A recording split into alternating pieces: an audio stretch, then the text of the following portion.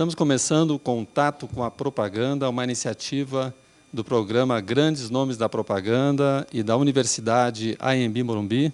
Estamos gravando aqui no estúdio da área de rádio e TV, com uma plateia de alunos. Esse espaço aqui é um espaço para nós refletirmos um pouco sobre a relação da propaganda, do mercado publicitário com a sociedade. E o nosso primeiro tema de hoje é os impactos da propaganda a partir do fortalecimento das classes C e D no mercado de consumo. Nós temos alguns convidados participando como painelistas para nós falarmos um pouco mais e aprofundarmos esse tema, começando aqui pelo meu lado esquerdo, que é o Diego Guareschi, gerente de marketing da Seda, marca líder no seu setor e também fazendo parte do portfólio de marcas daquele que é hoje o maior anunciante do Brasil, que é o Grupo Unilever. Aqui no meu lado direito nós temos, primeiramente, o Renato Meirelles, que é presidente do Instituto Data Popular. Um pouquinho mais adiante nós temos o Marcelo Ponzoni, publicitário, autor do livro Eu Só Queria Uma Mesa e diretor, sócio-diretor da agência RAI MP. Ao longo do programa nós vamos ter participação da plateia. O tema que estamos abordando hoje é um reflexo direto das transformações sociais e políticas pelas quais o Brasil vem passando nesses últimos anos, começando pelos governos de Itamar Franco e Fernando Henrique Cardoso. Na época do governo Lula, com o fortalecimento das políticas sociais de transferência de renda. De lá para cá, nós tivemos assim, o ingresso no mercado de consumo de uma grande massa populacional, especialmente das massas mais populares. É isso que nós vamos falar um pouco, como cada um, na sua área, está, de alguma maneira, lidando com isso e essas transformações nesses últimos anos. Vou começar aqui pelo Renato Meirelles, que, na qualidade de presidente do Instituto Data Popular, foi uma instituição precursora, né, para pensar a classe CD. Primeiro, muito obrigado pelo convite, é um prazer estar aqui. A gente começou a estudar as classes C e D antes de estar na moda falar sobre esse assunto, né? Hoje é muito fácil, não tem uma vez que você abre uma grande revista de negócios ou um grande jornal que não tem uma notícia sobre as classes C e D. Nós estamos falando hoje de 54% da população brasileira, que movimenta por ano mais de R$1 trilhão. R$1 trilhão é tanto dinheiro que a gente começa a perder a noção do que significa, né? Mas é tanto dinheiro que, se a classe média brasileira fosse um país, ela seria o 12º maior país do mundo em população, o 18º maior país do mundo em consumo. Estaria no G20 do consumo mundial. É por isso que todas as grandes empresas estão olhando para esse mercado com um olhar diferente, não mais como um olhar de nicho de mercado, e sim do verdadeiro mercado brasileiro. E, em termos desse mercado, Diego, em relação à marca Seda, em relação à Unilever, o que vem mudando em termos de plano, em termos de investimento para atingir esse mercado? Eu acho que o fenômeno até é uma coisa relativamente nova. E eu acho que um segredo que as marcas têm que ter sempre bem presente, que a gente pode até chamar do primeiro passo, o entendimento dessa classe. Acho que tem um erro muito comum em marqueteiros, publicistas, em achar que entendem e conhecem essa classe porque leram um jornal, uma nota, leram uma pesquisa, porque conhecem alguém e têm contato diário com alguém da classe C. E, na verdade, eu acho que o grande segredo é viver com elas, conviver com elas, passar tempo com elas. Acho que o grande desafio que as marcas estão vivendo hoje é mesmo como engajar essas consumidoras, como conseguir falar e conectar com elas numa linguagem que seja familiar, próxima, mas tem que ser aspiracional. Muitas vezes o insight que é verdadeiro para ela, e real, e relevante, não funciona nas outras classes. Eu acho que esse é o grande segredo. As marcas estão muito perdidas hoje em dia porque não conseguem entender como ter um approach com essas consumidoras. E acho que esse é o grande desafio das marcas, mesmo com todo isso, esse universo que dá o mundo digital, as redes sociais, que todo mundo hoje consegue colocar uma opinião, se manifestar, tem relevância. Marcelo, justamente, então gostaria que você colocasse essa questão desse desafio, né? Porque para o profissional publicitário ficou muito mais complicado também. Acho que foi bem colocado. Primeiramente, prazer estar aqui. O papel da comunicação, o papel principal e a expectativa do cliente é criar o movimento no consumidor. E como é que você cria o movimento nele? Como é que você faz com que ele saia de casa e vá direto para algum ponto de venda, consumir aquele produto que um monte de gente está querendo que ele vá consumir? Eu trabalho com 3 pilares, né, que é o interesse, a importância e a necessidade. Então, como que o produto se comporta diante desses 3 pilares? O Shopping Aricanduva, que eu falo bastante, é um shopping que movimenta aí, em média de 3 a 6 milhões de passagens mês num shopping center de 1 milhão de metros quadrados. Então, como aproximar um gigante desse do consumidor? Um consumidor que ele se sente pequeno diante daquela grandiosidade, então tem um desafio muito grande nesse processo.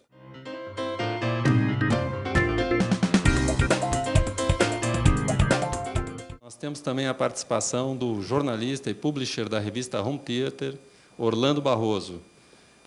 Vou pedir para o Orlando também dar uma breve exposição a respeito de como ele tem presenciado a transformação do mercado com o ingresso da classe C e D.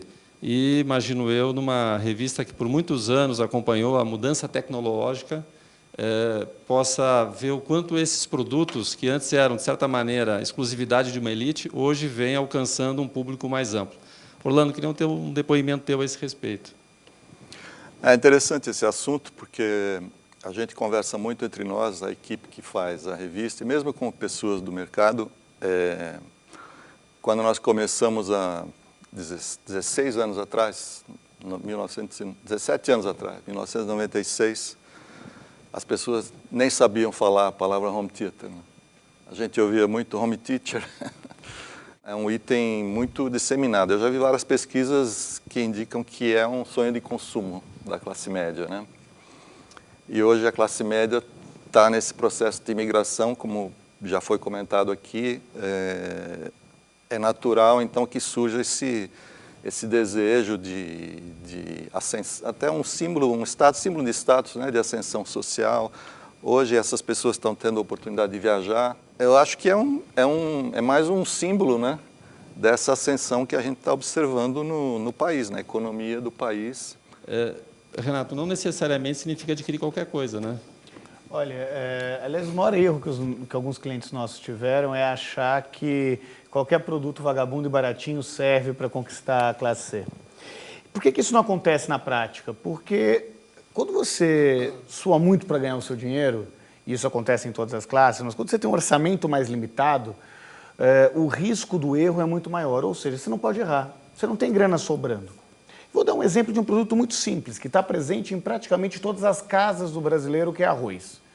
Se a dona de casa da classe A vê uma marca de arroz que ela não conhece, que está em promoção no supermercado, e na hora de comprar, opta por aquela que está mais barato, vai fazer o arroz e o arroz empapa, porque é ruim, o que acontece? A dona de casa da classe A joga o arroz fora. A dona de casa da classe C vai ter que comer arroz ruim o mês inteiro, porque a grana que ela tinha para comprar o arroz era aquele. Isso faz com que essa consumidora seja cada vez mais criteriosa nas suas escolhas e que muitas vezes a classe C opta por pagar um pouco mais caro por uma marca que ela conhece e que ela confia do que correr o risco de jogar dinheiro fora. Quando se pensou com a expansão do mercado que ia se vender mais do mesmo, dos produtos básicos, e aparentemente não é isso que está acontecendo já há bastante tempo, as empresas e a Seda estão correndo atrás de lançar produtos que tenham algo mais, que possam cativar, surpreender, disputar, não vai vender só por preço? É bem interessante, né? Porque é um desafio enorme para as marcas, sobretudo as marcas que historicamente sempre foram marcas populares, e oferecer uma equação de valor que seja tão boa como a marca premium. Agora, Marcelo, com toda essa complexidade, a mesma marca precisa comunicar para vários públicos diferentes, né? Isso significa ter uma certa humildade na comunicação, significa ter uma reverência, né, ao consumidor, um respeito muito grande. O profissional da agência hoje, ele tem esse saber, ele está vivendo, aprendendo na prática? Na verdade, acaba sendo uma linha tênue, porque toda a expectativa do cliente espera realmente uma comunicação criativa. Só que a criatividade, muitas vezes, ela é subjetiva. Normalmente, a gente procura ter ser um pouco mais pragmático, ser mais direto, mais correto, para não correr o risco de ter maus ou entendimentos errados, induzir ao erro em função de uma necessidade de compra, em função de uma promoção, e depois cair aqui. Porque se ele cair nesse erro, imagina a percepção que ele fica sobre aquele produto. Ele vai ter que comer aquilo lá, ele vai pegar raiva sobre aquele produto e depois ele vai perpetuar essa raiva sobre o produto. Comunicação que é entendida, que dá uma razão para acreditar clara para o consumidor. Isso não significa que a comunicação tem que ser chata. O humor é uma boa utilização. A ideia do sonho, de alcançar algo que ainda não tem, é o que leva efetivamente à motivação da compra. Talvez a gente comece a viver a era agora da mudança do aspiracional tradicional para o inspiracional. O que inspira você? E talvez um dos exemplos mais bem acabados disso na propaganda é toda a linha de campanha de Dove, que valoriza a sua beleza, que valoriza os seus sonhos e mostra que é possível ser ainda mais feliz sendo do jeito que você é. Uma excelente consumidora, você é bonita do jeito que você é, só que a minha marca vai te ajudar a ficar ainda mais bonita, valorizando a sua essência. Essa mudança para o inspiracional é o próximo passo da propaganda brasileira.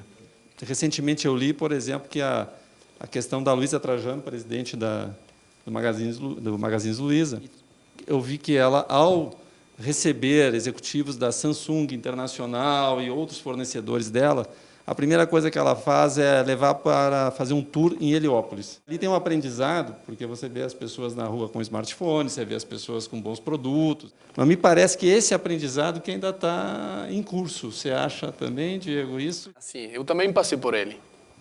E mesmo eu como estrangeiro, mas eu trabalho muito tempo com o Brasil e teve muito contato, eu achava que eu conhecia. E achava que também as classes médias do meu país eram iguais. E foi um grande choque com a realidade. Essa pessoa tem acesso a tudo, entendeu? Porque se não é ela mesma, é a pessoa que mora do lado dela.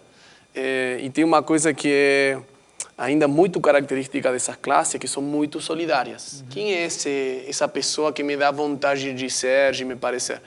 E está mudando esse modelo. Ela já não quer mais estar na TV e ser uma celebridade, não sei o quê, porque elas já conseguem estar na TV por conta do YouTube. As pessoas, esses modelos de referência dessas pessoas estão mudando muito. E não são essas pessoas, são pessoas muito mais próximas. Fala, cara, não, o que me inspira? Me inspira minha mãe.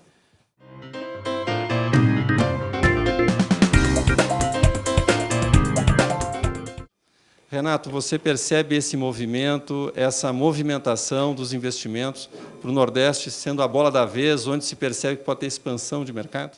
Na prática, o que isso significa? Que as áreas do Brasil que historicamente tinham menos dinheiro crescessem numa velocidade muito maior do que as áreas que tinham mais dinheiro. É o que acontece no caso do Nordeste. Por outro lado, você precisa ter escala. Então, muitas vezes, você consegue adaptar o produto, outras vezes não. Você tem que vender o mesmo produto, só que num ponto de venda diferente e para o consumidor diferente. E isso faz com que as marcas cada vez mais tenham que se estabelecer como marcas democráticas, como marcas que sejam transversais para todas as classes de renda do nosso país. Você atende um grupo de shopping que está procurando regiões populares. E nisso, Marcelo, que eu queria teu depoimento. Você atende um grupo de shopping que está procurando regiões populares. O outro filtro que a gente costuma trabalhar muito na agência é quanto à realidade e aspiração. Então, até onde você se comunica com a realidade dela, do conhecimento dela, e até onde você puxa o aspiracional. Quer dizer, até onde você entra no sonho dela, até onde você eleva, porque às vezes você pode passar desse ponto e aquilo desconectar da classe C. Porque, de repente, ela não aspira a ter uma Mercedes, mas ela aspira a ter um carro com ar-condicionado, um carro melhor e um carro zero. E, Orlando, justamente nisso, na questão da tecnologia, eu acho que tem acontecido isso também. Quer dizer, as pessoas querem adquirir, mas não querem adquirir qualquer coisa. Você convive com grandes marcas. Tem pessoas que criticam os equipamentos porque são complicados. Isso é uma queixa antiga, tem muito botão, tem muita função que às vezes você não vai usar e tal. Se não tivesse esses recursos, a pessoa não compra. Porque o cara quer saber se tem no controle remoto a função tal que ele ouviu falar, que é legal, não sei o quê. Mas ele gosta de saber que aquele produto que ele comprou tem aquela função. Para não correr o risco do vizinho dele chegar para ele e falar, o seu TV não tem isso, o meu tem. O Seda tem feito uma estratégia especial para o Nordeste? o conceito da regionalização é que dentro do Brasil você tem vários países, né? Então, eu acho que aqui, e acho que uma das funções básicas dos marqueteiros é conseguir fazer uma segmentação correta. A primeira coisa que você tem que fazer é segmentar e entender para quem é que você está falando, para quem você está desenhando um produto. Muitos meios de comunicação que conseguem fazer que sua mensagem chegue especificamente onde você quiser. YouTube, Facebook, é uma estratégia também. A gente, como marca, abraçamos essa oportunidade, mas também gera uma complexidade, um desafio enorme, porque muitas vezes você tem que fazer mais comunicações. Temos uma pergunta da plateia. Como é seu nome? Isso, meu nome é Joyce. A pergunta vai para o Diego, da Seda. Mais ou menos, eu não sei há quanto tempo, mas tinha na linha Seda produto destinado para afrodescendente. E aí essa saiu de linha, não sei o porquê. Mas aí, por exemplo, hoje a gente vê no comercial a propaganda de cabelo, de shampoo, de condicionador, qualquer coisa que seja, é destinado mais ou menos para o público das mulheres brancas. Você chega numa loja, não tem nada referente à Seda. Queria saber por que saiu os produtos da Seda para afrodescendente e por que não colocar mais mulheres negras nos comerciais. Atualmente a gente fez uma campanha, fizemos com uma celebridade que não é afro, mas é uma referente de beleza para as consumidoras que têm cabelo cacheado, e colocamos também duas consumidoras da classe C, afro, negras, com cabelo alisado e com cabelo crespo, que são os dois looks maioritariamente que hoje as pessoas dessa etnia têm. Então, meio que tudo que você tá falando agora, a gente colocou tudo em prática nesse mesmo momento. A gente lançou metade desse ano e está ainda chegando em umas lojas, e a gente até fez um lançamento antecipado para o Nordeste, que lançamos em abril, onde tem uma concentração muito maior dessa população. Então, um pouquinho combinando a regionalização, as oportunidades regionais. Esse projeto foi uma grande briga, porque foi um projeto feito globalmente, exclusivamente para o Brasil. Hoje em dia, pelo crescimento e também pela relevância, porque falaram, cara, uma consumidora que não está na grande maioria da Latinoamérica. O Brasil tem uma concentração muito grande. A população negra, ela não quer que seja alguma coisa assim segmentada. Olha, agora eu vou fazer uma coisa destinado aos negros. Por que é destinado aos brancos? Não, tudo é para os brancos. Mas tem que ser assim, segmentado, porque não incluso. Acho que não seria uma coisa crível. Se eu falo, putz, tenho aqui esse shampoo que juro que funciona para você e funciona para mim. Você fala, cara, mas o cabelo do cara não tem nada a ver com o meu. Como é que o mesmo produto vai funcionar para uma coisa como para outra?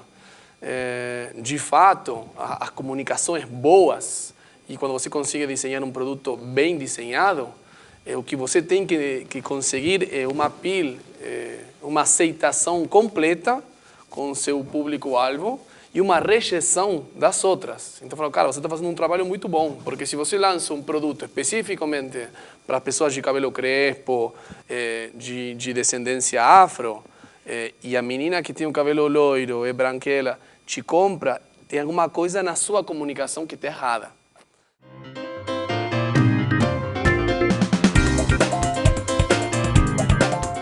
E nós estávamos discutindo no final do bloco anterior a questão da marca ir até o consumidor, conhecer, e tem algumas iniciativas nesse sentido. Inclusive até uma agência de propaganda do Rio de Janeiro, a NBS, e essa é uma bola que eu vou passar para você, Marcelo, abriu no Morro de Santa Marta, o Morro Pacificado, um escritório para conhecer um pouco mais o consumidor, que hoje importava muito alguns dos seus clientes, como Boticário, Nestlé e outros, né?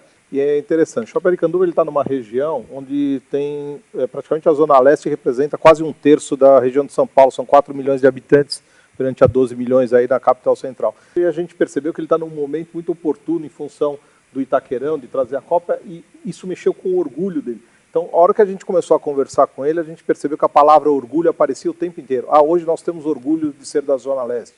Antes eles tinham um pouco de, eles mesmos, falado por eles mesmos, tinham um pouco de receio, um pouco de vergonha. Então, nem todas as vezes eles falavam. Quando perguntavam onde morava, eu moro ali na Zona Leste, moro no Tatuapé, mas deixavam de falar que moro em Itaquera, no fundo da região leste. Quem está assistindo, esclarecendo, nós estamos gravando aqui nos estúdios da Universidade AMB Morumbi, no bairro da Moca, junto ao Brás, Bresser, enfim, Zona Leste. Temos aqui uma pergunta da plateia. Como é seu nome? Giovana. Giovana, diga lá. Eu queria saber se, como publicitários, vocês se sentem culpados ou responsáveis por estimular esse consumo exagerado de hoje em dia, onde os eletrônicos são descartáveis, onde os produtos relacionados a cosméticos não se sabe muito bem, tipo, o consumidor não tem interesse em saber de onde eles veem, ou se eles prejudicam o meio ambiente.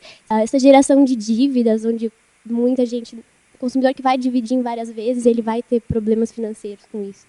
De certa maneira, aborda um pouquinho uma questão até que o Renato abordou, que é a responsabilidade que as marcas, que o anunciante hoje tem perante a sociedade, comunidade, mercado. Quer abordar, responder, Diego? Eu vou responder. Eu acho uma pergunta muito interessante e muito atual. Em geral, toda pergunta é orgulhoso, porque cada vez que a gente desenha um produto, acha que vai fazer a vida dessa consumidora melhor. Vai melhorar a qualidade de vida dessa consumidora. Queria uma visão do Orlando como jornalista, que aborda, de certa maneira, a questão que hoje você não pode ofender o mercado, não pode ofender o meio ambiente, você não pode ofender o consumidor, e o consumidor, antes de mais nada, é um cidadão, né? Então, hoje, a tua comunicação, o teu comercial, a tua publicidade, ela tem que ser muito mais sensível a essas demandas da sociedade, das pessoas. Então, a questão do meio ambiente, claro que é super importante, só que você observa que todas essas empresas na área de tecnologia, que são estrangeiras, lá nos seus países elas fazem um grande trabalho. Aqui nenhuma delas faz. Porque o pessoal sabe que tem custos, aí está se evitando nesse sentido. E o governo tinha que ter uma política, só que a população também não cobra isso do governo. Muita gente queria ter TV por assinatura.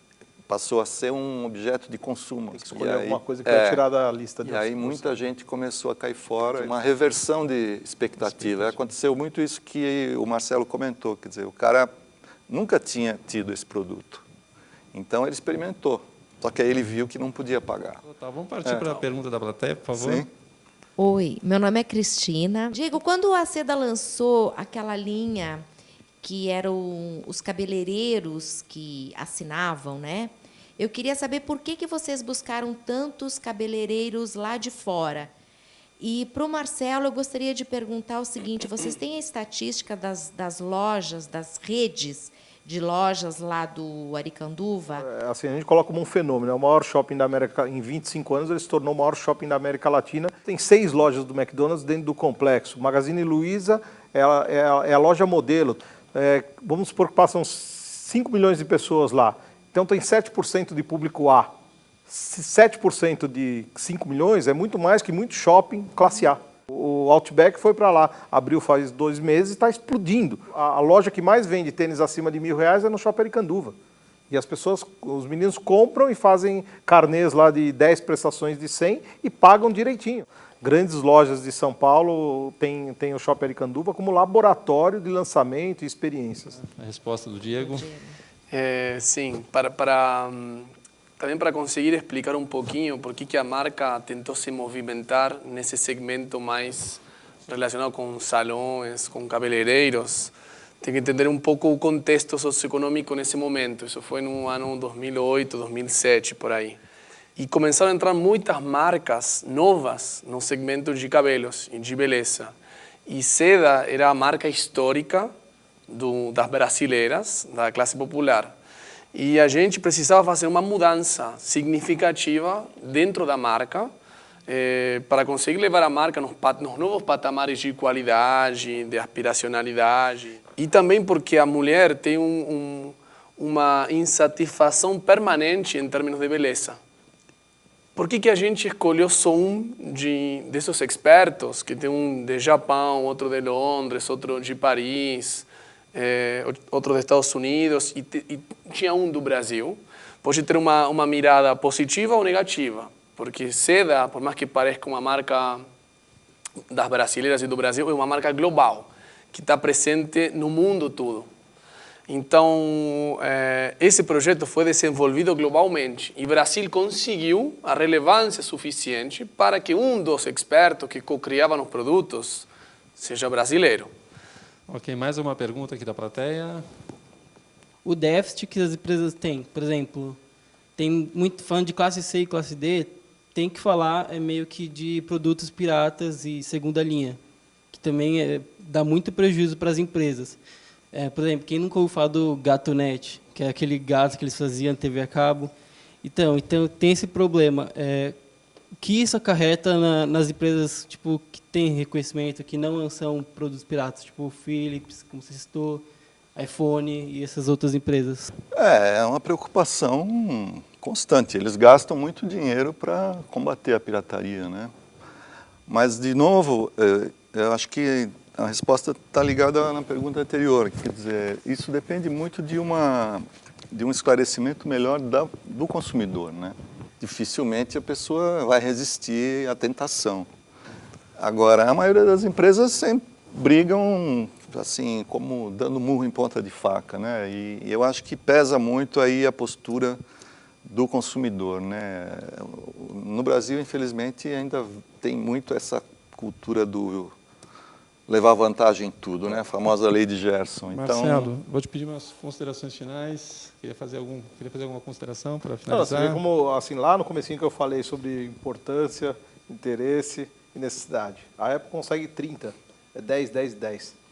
Então, é um produto que tem necessidade do mercado, as pessoas têm interesse por ele porque ele gera importância. Então, você vê como as nuances do desenvolvimento de produto, do posicionamento, dos pilares, são importantes na estratégia de continuidade e de sustentabilidade do consumo do produto. Acho que isso é um grande diferencial e o que faz que você tenha que ter mais cuidado com as coisas piratas, produtos piratas ou não. Então, no mundo cosmético, se o produto não entrega o benefício que ela quiser, ela nunca mais compra e está disposta a pagar mais. E eu acho que, assim, do ponto de vista do marqueteiro ou da pessoa que é a dona do produto, acho que o grande desafio é encontrar uma diferenciação. Tem que procurar algum benefício a mais que ela vai entregar à NET para que fale, cara, não, eu não quero mais a GatoNet, porque não consigo me entregar isso, eu quero isso. Esse é aspiracional. Muito obrigado, Orlando. Muito obrigado, Diego. Muito obrigado, Marcelo.